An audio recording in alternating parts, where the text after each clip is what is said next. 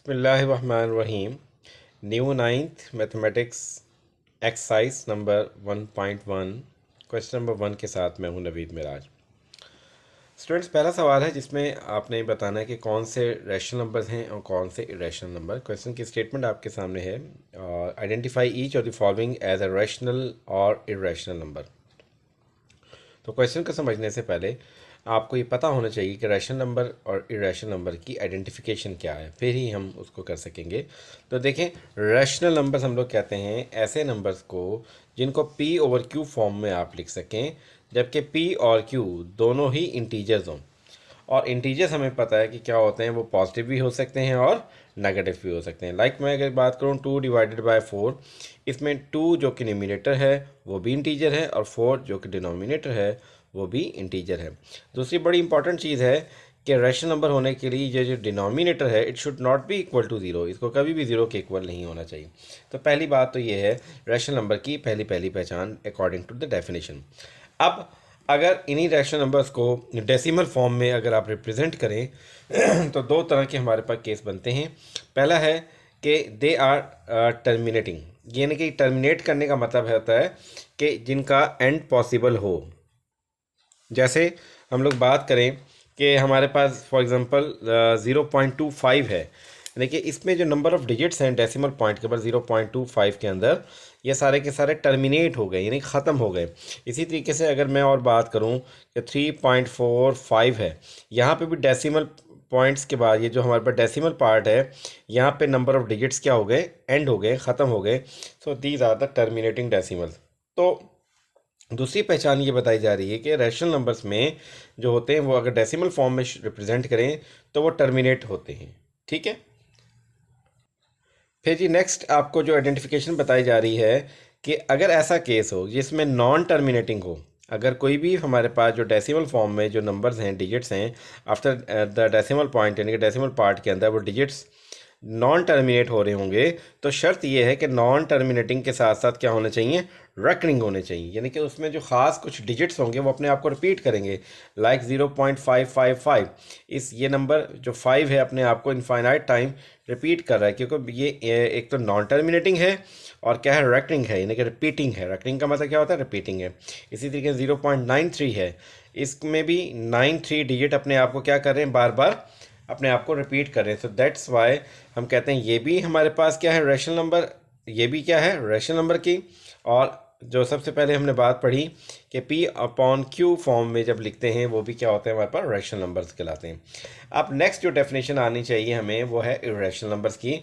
The number which can not be represented in the form P upon Q, जिनको P upon Q form में ना represent कर सकें, उन नंबर्स को क्या कहते हैं, हम लोग इरेशनल नंबर्स कहते हैं। ठीक है, एक बात तो ये होगी। फिर इसकी एक आइडेंटिफिकेशन ये है कि they are non terminating and non repeating. ठीक है, एक तो ये नॉन टर्मिनेटिंग भी होते हैं। नॉन टर्मिनेटिंग तो हमने पढ़ा था कि वहाँ पर रैशनल नंबर्स भी होते हैं, ठीक है, लेकिन वहाँ पर और यहाँ पर इरेशनल के लिए क्या फ़र्क है, वो नॉन टर्मिनेटिंग होने के साथ साथ रेकरिंग थे, उनमें कुछ ना कुछ डिजिट्स अपने आप को रिपीट कर रहे थे। लेकिन यहाँ पे क्या हो रहे हैं, नॉन टर्मिनेटिंग भी हैं और नॉन रेकरिंग भी हैं, यानी कि यहाँ रिपीट नहीं करते। ठीक है, तो ऐसे नंबर जो नॉन टर्मिनेटिंग होने के साथ साथ अपने आप को रिपीट ना करें, ऐसे नंबर्स को क्या कहते हैं, हम लोग इरेशनल नंबर्स का नाम देते हैं। ठीक है, लाइक अगर मैं एक एग्जांपल लूँ, यहाँ पे मैं कहता हूँ जी 3.4578139053 ये सारे नंबर देखें तो यहाँ पे देखें कोई ख़ास पैटर्न नहीं है, कोई नंबर्स अपने आप को रिपीट नहीं कर रहे, ये चल तो रहे हैं, नॉन टर्मिनेटिंग तो हैं, लेकिन ये डेसिमल पार्ट में कोई भी डिजिट अपने आप को रिपीट नहीं कर रहा कोई प्रॉपर पैटर्न के अंदर। So that is why we say ये जो हमारे पे एग्जांपल मैंने आपको दी है ये क्या हो जाएगी, ये इरेशनल नंबर्स की होगी। ठीक है, तमाम वो नंबर जिनमें इस तरह का पैटर्न पाया जाएगा वो सारे के सारे नंबर्स क्या होंगे, इरेशनल नंबर।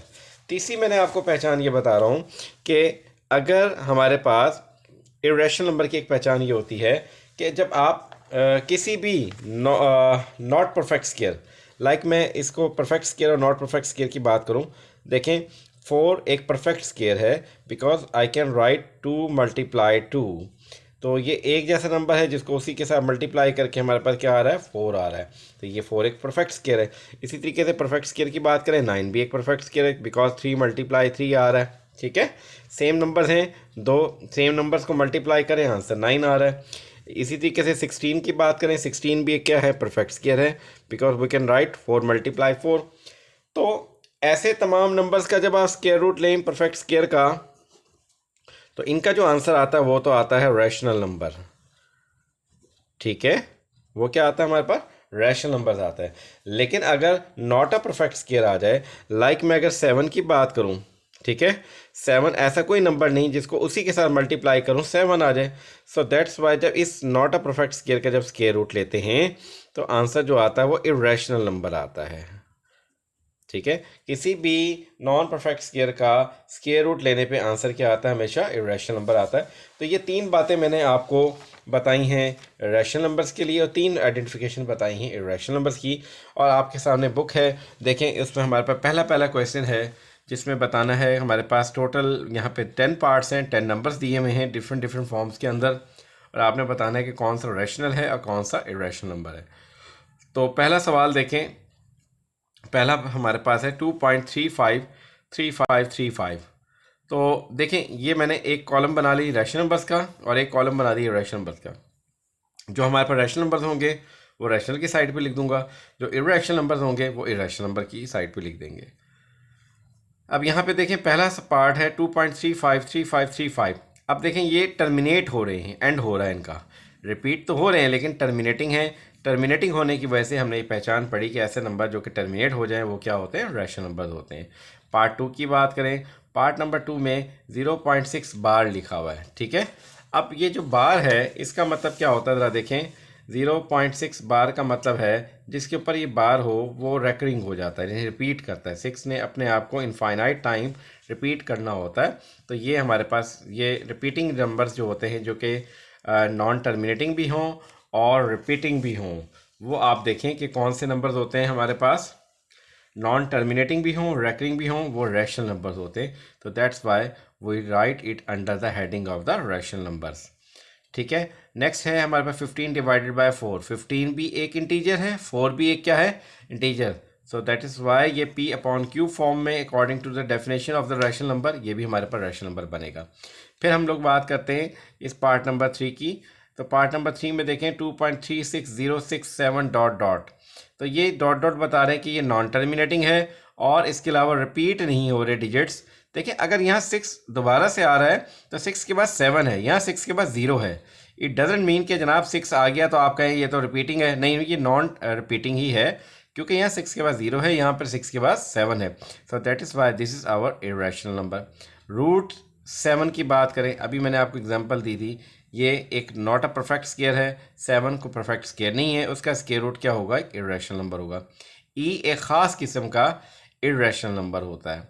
पाई भी एक ख़ास किस्म का इरेशनल नंबर होता है। सिंबॉलिक इनके सिंबल्स को रिप्रेजेंट किया गया यहाँ पे।